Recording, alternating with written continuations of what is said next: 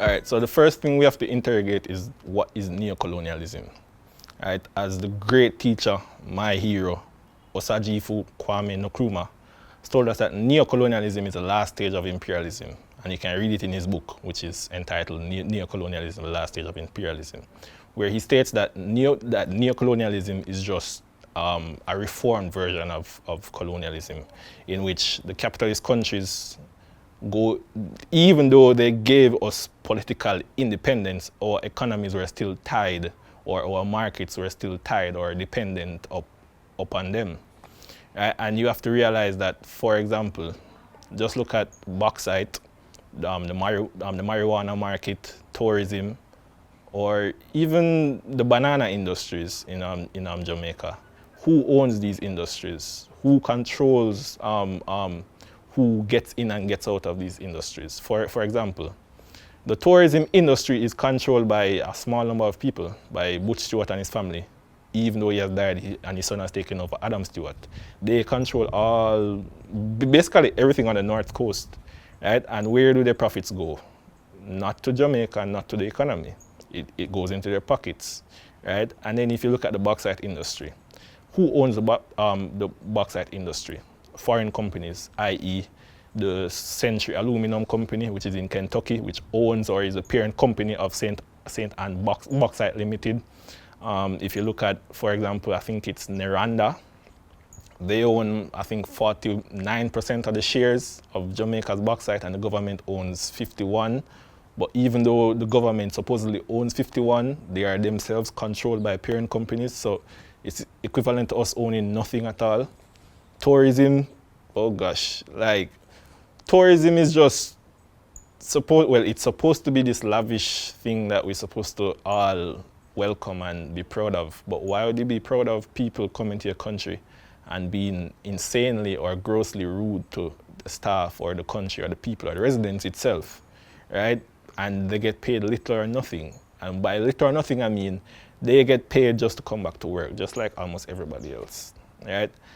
While the capitalists line their pockets with all the goods, and then they give out free passes, you know, to like athletes and stuff whenever they do good, and they do their marketing strategies to make themselves seem like this glorious, nice figure, while they rob the labor or steal the surplus from the workers and line their pockets with it, right?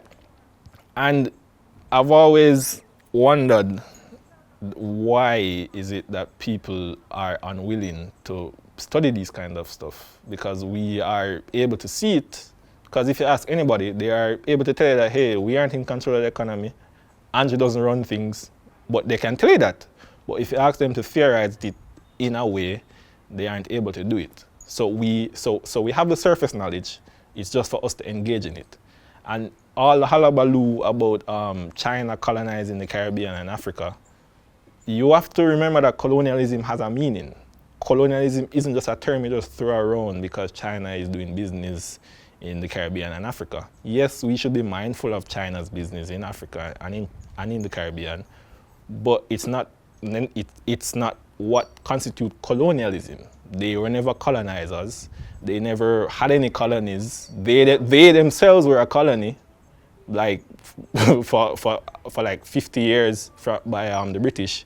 So you have to realize that we are shifting the blame from one sphere, meaning the Europeans who have a monopoly on all affairs of the world. They are the ones who are in control of all economies all over the world.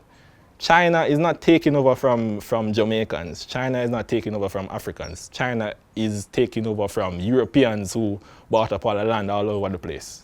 So we didn't own in the first place, right? So you can't say that they're necessarily colonizing because they don't have military bases in Africa. I think they only have like 5, while the US has like 318. They don't have any military bases in the Caribbean, and they can't conquer the Caribbean because you have something called the Monroe Doctrine. So the US will never allow them to do that. So these are little things that we have to take into consideration whenever we castigate a certain country as colonial or colonialists, because they aren't really the enemy. It's just imperialism putting on a facade that leads you to attack an enemy that is not the enemy but should be a friend, right? And leave them at bay while they continue pursuing their imperial interests. And in Jamaica, that is a huge phenomenon. Just look at when Bustamante was in office and the JLP. They've always been pro-US and pro-foreign investment and whatever. So it's a long history that we have here in Jamaica of neo-colonialism, from the 70s till now. Just think about when Manley wanted to go fully independent with his democratic socialist agenda. The CIA came down instantly and went into the Prime Minister's office and confronted him, right? So you have these kinds of forms of neo-colonialism in which we are naive to. Because neo-colonialism isn't, you know, they don't have to come in and say, hey guys, we are going to take over such and such and such. It's reformed, it's refined to fit the times that we are now living in which the social problems have kind of shifted, but the framework for the society hasn't changed. So it's a few people that are in control of the economy, the capitalist class, and you have their lackeys, who are the politicians who are in government, who enact their policies that enrich them, and then you have the rest of us, which are left to suffer and wallow in poverty. Well, let me hear you say